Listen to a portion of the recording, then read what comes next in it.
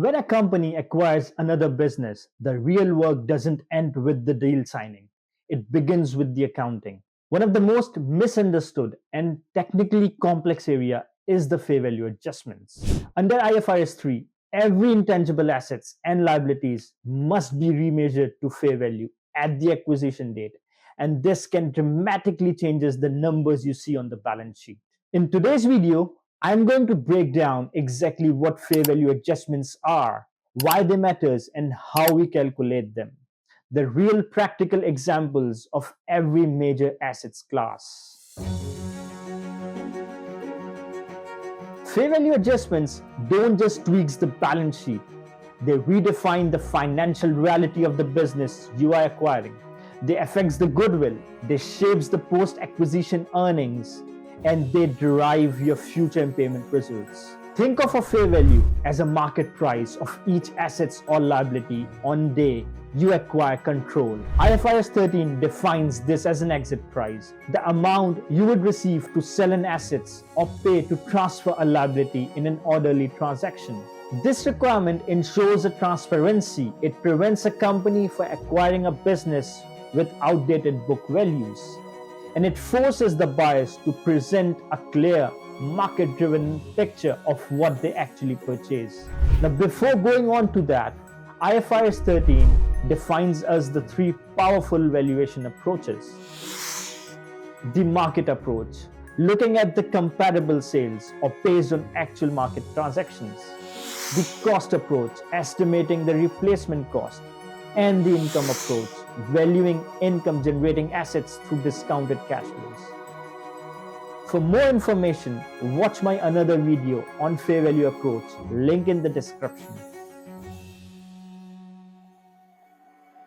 Now let's start with the tangible assets, things like building, machinery, and equipments.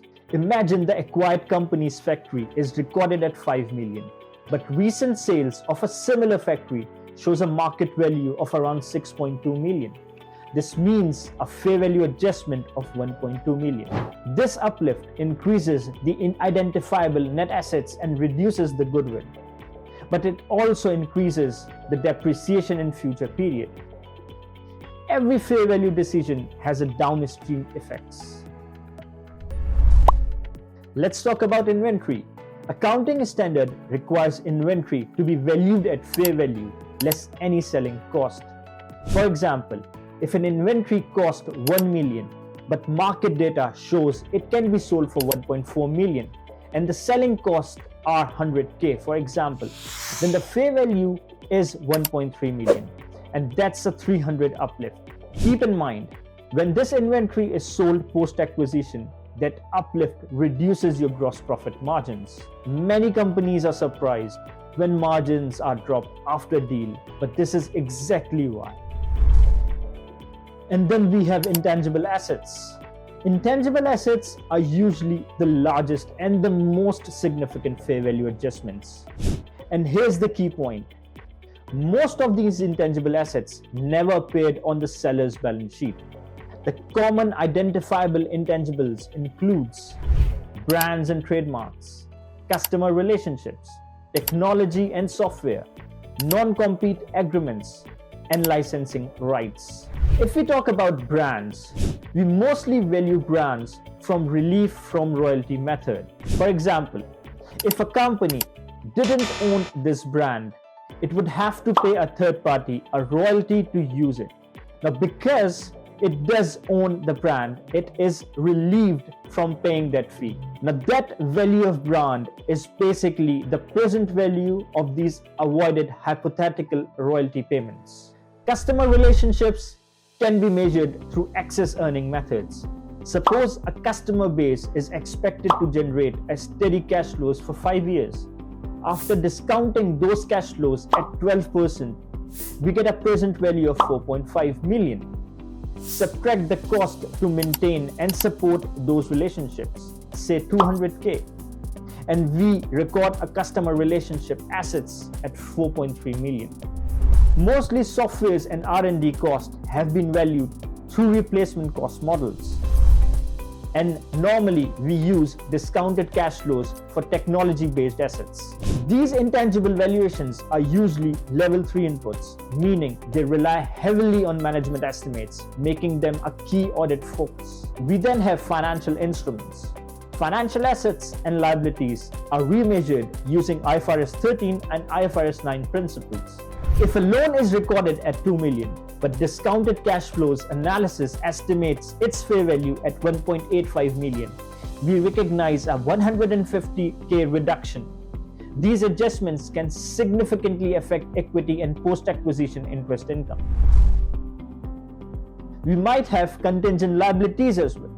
IFRS 3 allows recognition of contingent liabilities only if a present obligation exists and a fair value can be measured reliably.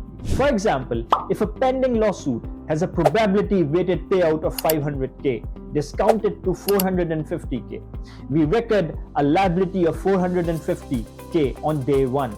Now, this is one of the few places in IFRS where you recognize a liability even if the outflow is not probable, because it's a part of an acquisition accounting.